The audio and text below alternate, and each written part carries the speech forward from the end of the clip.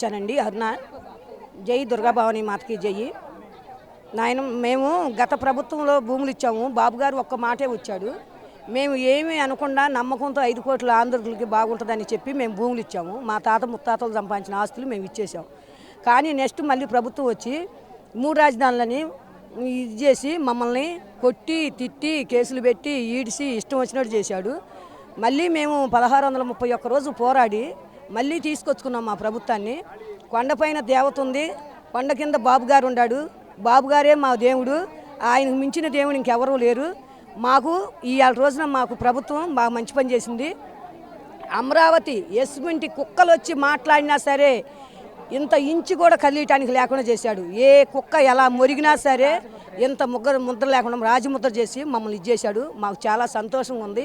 నరేంద్ర మోడీ గారికి, పవన్ కళ్యాణ్ గారికి, లోకేష్ గారికి, చంద్రబాబు నాయుడు గారికి అందరికీ ధన్యవాదాలు. కానీ మేము ఆడబిడ్డలు పడ్డ కష్టము మామూలుగా కాదు.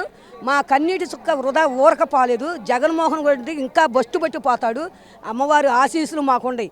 నువ్వేదో పిచ్చి మాట్లాడుతున్నావు, పిచ్చి పేర్లు పెడుతున్నావు. అసలు నీకు మైండ్ ఉందా? నువ్వు ఇది మొదలుకొని పిచ్చి ఆసుపత్రులన్నా చేరయ్యా. నీ పెళ్ళాం పిల్లలు శుభ్రంగా ఉంటారు నువ్వు చేరితే. నువ్వు ఇక్కడ ఉన్నంతకాలం ఈ మాటలే నువ్వు మాట్లాడేది. నీ వల్ల ఎవరు బాగుపడింది లేదు బాబు. నువ్వు ఎంత తొందరగా వెళ్తే అంత మంచిదయ్యా. మేము మాత్రం చాలా సంతోషంగా ఉన్నాం బాబు. మా పిల్లల పెళ్ళిళ్ళకైనా మా పిల్లల మంచి చెళ్ళైనా చక్కగా జరుగుతాయి. మాకు ఏ బాధ లేదయ్యా. మా బాబు గారే మాకు దేవుడు. ఆయనకి కొండంత వెంకటేశ్వర స్వామి ఆయనకు అండగా ఉండాలి.